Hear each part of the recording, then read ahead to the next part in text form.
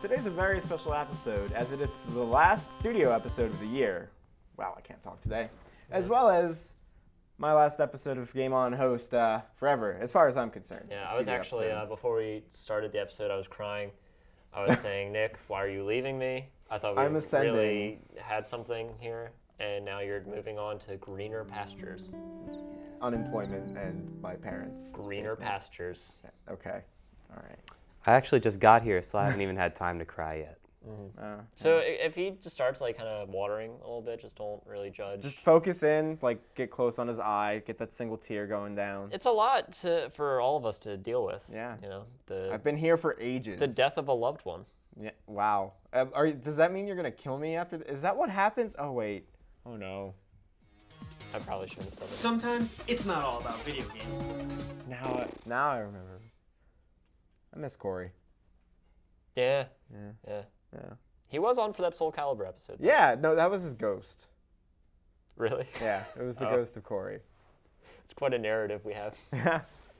Okay, so let's talk news. Yes, we have news.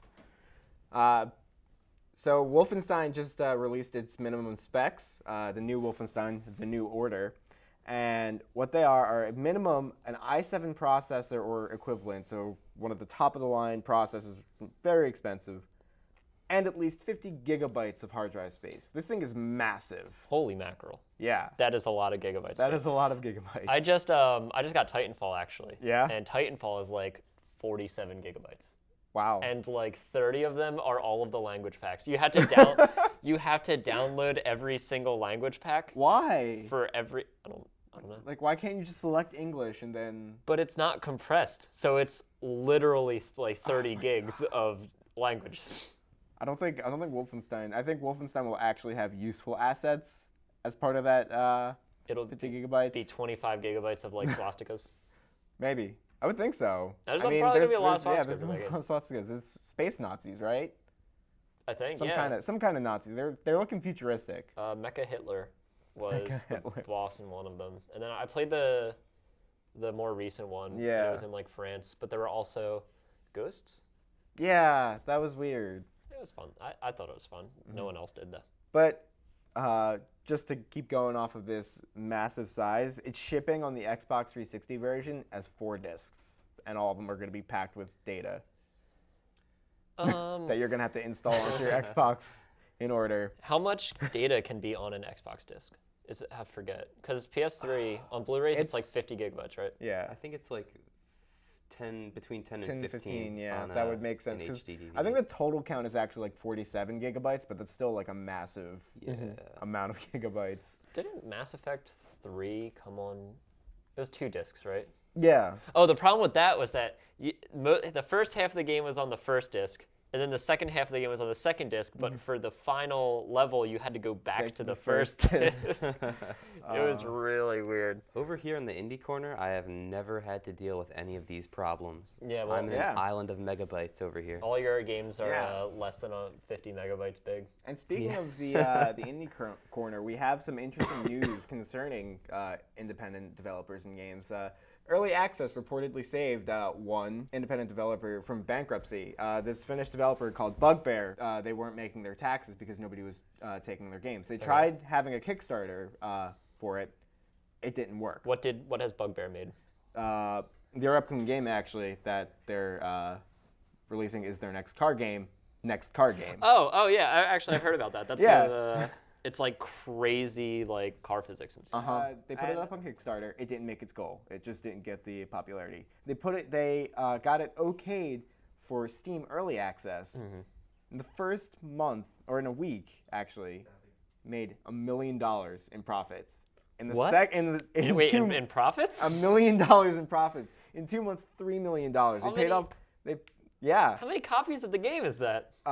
They said they're expected to sell 500,000. What? That is insanity. Are you serious? Just because it was on Steam and people click early access to see what they can just buy into. But it really depends on the game. We're just talking about early access a couple weeks ago with Pixel Piracy. Right. How some people don't like having to play like an unfinished game. They'd rather just wait for the full thing to come out and play it then. And some people, like me personally, I loved playing Pixel Piracy because over the course of 3 weeks, it went through like just as many updates. Right. And so it was like I was playing a constantly evolving game. It And really depends. It was really cool. Yeah, it really depends on the nature of the game. Because like big story games, a popular one, I think it's called Wasteland 2, is a spiritual successor to the Fallout series, the original Fallout, where it was like a point-and-click adventure, top-down adventure, and that's in early access. And it's a very story-heavy game. So they say there are some quests that are not even here. Like you can't beat the game if you buy it.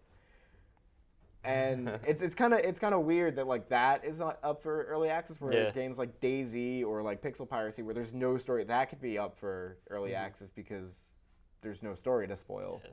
I guess we should probably say that this is now the indie corner. Yes. We have transitioned from Game On into the indie corner,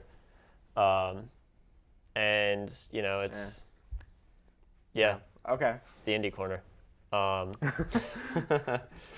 Okay, but I have lured sorry. you guys into my domain. Yeah, I didn't even realize. Like I started to feel like chills. I was sweating, and I was like, "This isn't Game On." Welcome to my territory, Game On. We've stumbled into the wrong corner. Another game that did really, really good early access, I loved their early access campaign, was Don't Starve. Yes. Did you guys play that? Yeah, I played a little bit of it. Crafting there's a survival new game. update coming out soon. Yeah, they're still, even out of early access, they're still updating it. So it, like, for me, I would never get tired of it. It's something that like every week I come back to and play like a round or two of. I can't really get into games like Don't Starve and like Minecraft. I Like really I need feel like objective. Like I need something Goals. exciting. I You need need objectives something and to goals, work yeah. towards. I can't just play. I feel like this get whole bored. early access thing really started with Minecraft, though. It was like Yeah. it was like the first game to be like, we're in alpha, but you could still just go around and building things. And like its popularity, it's massively popular. One of the most popular games in the world now. And that success story, like if Minecraft failed, it would have been at least another like however many years until another thing tried and maybe succeeded. So Yeah. it's pretty amazing. I think one of the problems with early access though is that like there's a good chance that you're gonna get sick of the game before it even comes out. Like that's what happened. Not personally, but all my friends were like really into Starbound, Right. Because they love Terraria, and so Yeah. they're like, "We're gonna get this game, we're gonna play it," and then they played it, and it's like, "This is fun," but Well, it was It's it was not- fun, but they kept wiping characters. yeah, Yeah. They kept, every couple of weeks they would wipe everybody's characters, and you have to start completely fresh with nothing. Yes. It's Yeah. like when you have to restart the game 10 times over the course of 3 months, you kind of get sick of the game. yeah. Well, congrats to Bugbear. Bugbear Yeah. did a good job. We Shout gotta out to take- them. Yeah. We got to take a break, but when we come back, we'll have a review for one of the hottest games on the market.